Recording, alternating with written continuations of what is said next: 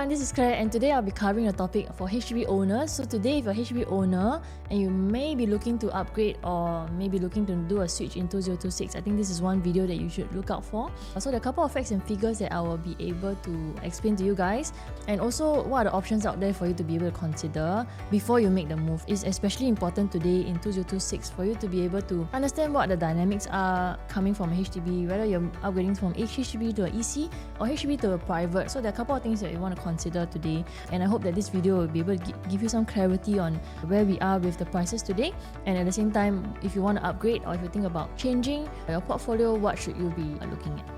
Right now, we know that since 2022, the government has been trying to clamp down on prices because it has kind of skyrocketed since the COVID period, right? So we see that for the 15-month wait-out period, if you do have a private and you want to downgrade to HDB for potential right-sized people and retirees as well, right? There's a 15-month wait-out period if you go from private to HDB, and this is implemented in 2022. So today, sometime this year, we also see an article rolling out saying that this wait-out period might be relaxed in 2027. So that's another maybe 1 year or 1.5 years more. So this will help people who are going to exit into the 1 million to the 1.5 million HDBs. And studies have also shown that private downgraders are easily paying the 1.5 million or the 1.2 million in full cash for the HDBs because they're just retirees downgrading, cashing out for their private property. At the same time, since 2024 onwards, across from 2025 to 2027, we also have been seeing a huge supply of BTOs. From the BTO point of view, if let's say I'm going to wait for 36 months, about 3 years worth of time for my BTO, HDB is promising and trying to commit to the building period as well, and at the same time also consistently increasing the supply of BTOs in the market so that you have choices to look at, and at the same time it's at a very affordable range. So in that sense, the demand has been pushed to more BTOs than to the resale market, making the resale market prices a little bit moderated. So at the same time, there's going to be influx of MOP flats in 2026. So when we talk about demand and supply, right, when there's a huge supply of units in the market, there's a chance that the prices will definitely hold a little bit more. But if let's say within your cluster of HDB, there's only 2 units of the 5 room that they are selling, then definitely in terms of how fast the units can move, will definitely be faster than if let's say you are in a cluster where there are 50 units of 5 room flats selling. From that point of view, if today there's an influx of a lot of MOP flats, whether it's within the estate or within other clusters as well, it will definitely have an impact on your prices because then buyers have a lot of choices. They have the chance to negotiate for a lower price. So what's the result of all these government efforts is we see that right now, at least from the point of 2025, we see that the resale volumes have dropped by 2,944 units. It has dropped quite significantly because the government is trying to push the demand to BTO. At the same time, be able to clamp down on the supply of the $1 million flats. If let's say you are holding on to resale HDB and you know that with all these government measures that are coming in, pushing the demand outwards to BTOs, just not to your particular segment, when we see volumes dropping, that's where the effect of price is there. So today what we're seeing, resale prices have actually gone up about 2.9%, but at the same time, if you zoom in here in the last 1 year, right, you see that the growth has actually been muted a little bit. Q1 is still been going up, but then Q4 2025, actually the growth was just 0%.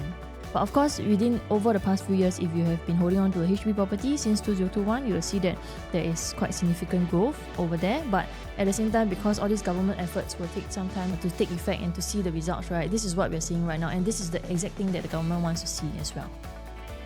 But at the same time, if you're thinking about like, okay, should I just wait and maybe I just stay for another 7 years or 8 years to see more price growth, because generally speaking, property prices in Singapore would definitely go up. But at the same time, we want to really zoom in into different towns and see over the past 8 years, for example, what are the price movements of each town.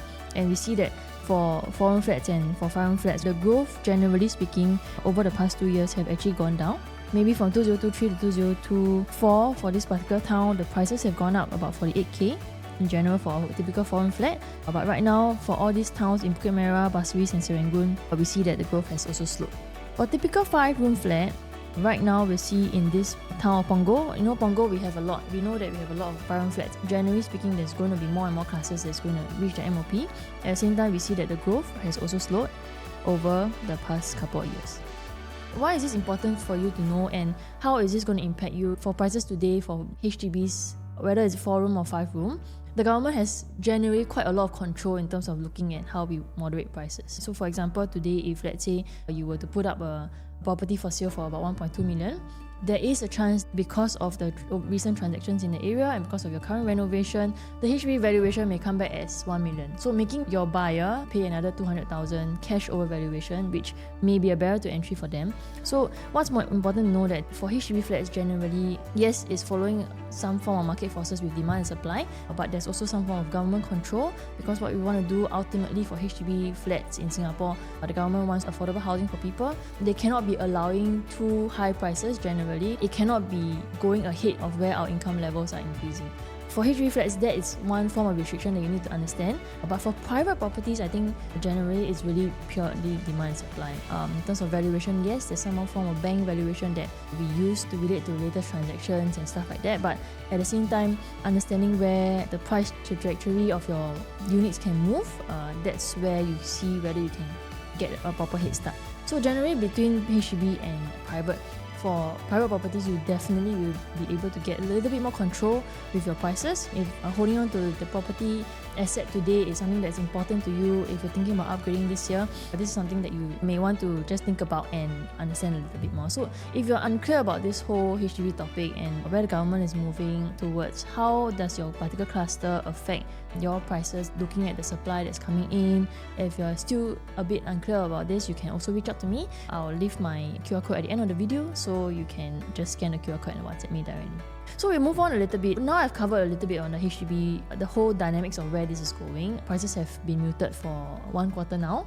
With the government measures that are coming in, they also will be able to kind of moderate prices. So in terms of price growth, you will not be able to see such good price growth over the past couple of years, especially in the 2021 to 2023 period. I think the prices have gone up quite a bit, but now it's been moderated, which is exactly what the government wants to see with the measures that have come in. But today, looking at private properties, I think there is a good opportunity, but let me just explain a little bit more. So today, if you want to upgrade to private, maybe your MOP is going to be in 2026, or you've just been sitting on the fence, you're thinking, should I upgrade? Is it going to compromise my lifestyle and stuff like that? So this next part of the video is going to help you to uncover and understand a little bit more about where the private prices are going, and then you can also get a sense of, in terms of affordability, what can I get into this market? So what we are seeing today is, for new launches that are happening since last year all the way to this year, what you will always keep hearing is this thing called the Harmonized project. So Harmonized project, when it comes to space efficiency, it's a little bit clearer and it's a little bit better for people as well. So for example, today, for a non-harmonized project, 990 square feet, 3-bedroom. Decent size of space. For example, if today you are sitting on a 4-room HDB flat, or you want to upgrade to a 3-bedroom condo, this kind of size is still quite reasonable for most people to accept in terms of looking at space, right? For example, today, if you want to talk about a 990 square feet, a 3-bedroom somewhere in Punggol, right, you should be looking at about 1.6 million. But if there's a development that has come up somewhere in the OCR region as well, but for Harmonized project, it may come in at 936 square feet, also a 3-bedroom with a good space efficiency, also at 1.6 million. So in terms of looking at price quantum, for the same size, potentially even better space efficiency, you can potentially get at the same price point. Later, I'll share some examples on all these 3 different pointers for you to get a sense of where we are with the private prices today. For better location, right, today I have an OCR option, 3-bedroom at 2.6 million, but I potentially can upgrade for a same size Harmonized project at 2.6 million in the RCR region. Now, if I'm a HDB owner today, I'm looking at moving nearby for a 3-bedroom. For a non-harmonized project, what you're seeing is that the prices can be up to like 2.6. But coming to RCR for the same size harmonized project, you can potentially get the same quantum. So that's where we come to the next point when we talk about price point draw, right? I'll give you a couple of examples in a couple of slides to give you a good idea of where we're going with the prices today, and if there's going to be a good opportunity for you this year entering the harmonized project. Today, if let's say you want to upgrade to, for example, Amor Residences, it is an OCR non-harmonized project. For a 3-bedroom at 958 square feet, you're entering at $2.3 to $2.5 million. For almost the same price, you can potentially upgrade to Penrith, a RCR project, harmonized, same size, almost, because for harmonized projects, the square feet is smaller, even though the per square foot is higher, you are getting at a more affordable quantum. In this case, you can have two choices as well. If you're upgrading from HDB to one of these units over here, you can either buy Amor residences, that means you can move in straight away, but non-harmonized at 1044 square feet at about $2.6 million, or you can potentially get a brand new 4-bed harmonized at a cheaper price at $2.4 million, and the area is actually bigger.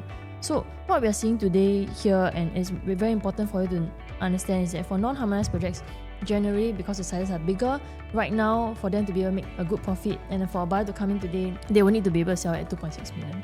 But right now, what you're seeing is that for new options out there that are harmonized, you can potentially get one, better location, and two, a bigger unit that can give you the needs that you need, and at the same time, at a cheaper quantum. So today we are in a bit of a sticky situation because right now, what we're seeing is in 2025, the land plots that have been sold, prices are at 13XX PSF PPR for OCR region. So in this case, the 2026 launches that will happen, prices will be hitting 2728 all the way to 3000 for better view units. But here today, what we are seeing in new launches for 2026 first half, we may still be seeing PSF at 2003, 2004 in the OCR region. That's what I've been saying in the previous videos as well, that in 2026, this half is actually quite critical. So if you're looking out there to upgrade, I think for a non-harmonized unit out there, to upgrade to a harmonized unit makes the perfect sense, because in this particular case especially, you are getting something bigger for even cheaper. I think the developers have also been quite sensitive with the prices, especially in this half. But next half, once we have the new launches coming in, the prices for those will have to be higher because the break-even cost is just higher. Because the land bid prices have been transacted much higher than what we think is a moderate growth. So in this case, for example, today, if let's say you are staying in Yishun, Khatib, the area, you want to move downwards north, you want to go to Lentor Modern, between a Lentor Modern non-harmonized project versus a Lentor Mansion 3-bed harmonized project, the prices are vastly different. So today, if let's say Lentor Modern is ready already, you can potentially see ready units out there. It's been transacted over the past couple of months as well. 990 square feet, you are getting it for about 2.4 million. For Lentor Mansion, which is fully sold out by now, harmonized project, same space efficiency, 904 square feet, you're getting at around the 2 million mark. The next launch that's going to happen, that is Lentor Gardens, is harmonized. Now the question is, will they be pricing something like that? The short answer should be yes. So potentially you can be getting something at the 2 million mark for a comfortable 3-bedroom, versus if you are coming into Lentor Modern and buying Lentor Modern at 990 square feet non-harmonized at 2.4 million. That's a 400k difference. And it makes a lot when it comes to affordability, coming in to want to buy something to upgrade to. So in summary, what we're also seeing is that right now, when we talk about the 300k gap, when we talk about 400k gap, we know that at this point of time, upgrading seems a little bit more attainable. It's making it easier for people to do the switch. And that's why you see in 2025, for harmonized projects, they perform relatively well across all locations. At the same time, second point is the upgrading needs to be done with care so you don't over leverage. Make sure that the right property will give you the right profits that will be able to fit into your future objective. That's the whole point of upgrading, right? The third point, which I didn't cover today, is that the EC options are still quite good to consider. So there are a couple upcoming ones. Kosa Cabana at Pasir Ris has just launched. I think they sold about 60 to 70% of the units. There's also one in Tampines that's coming up, which I think will be a big hit.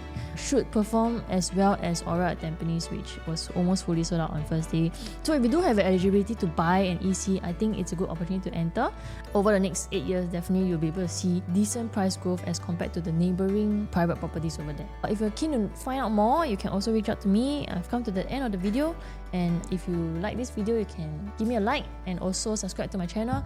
If you have any burning questions about short topics that I can probably address for you, you can also WhatsApp me directly, or you can drop a comment in the comment section. So I'll see you in the next one. Bye bye.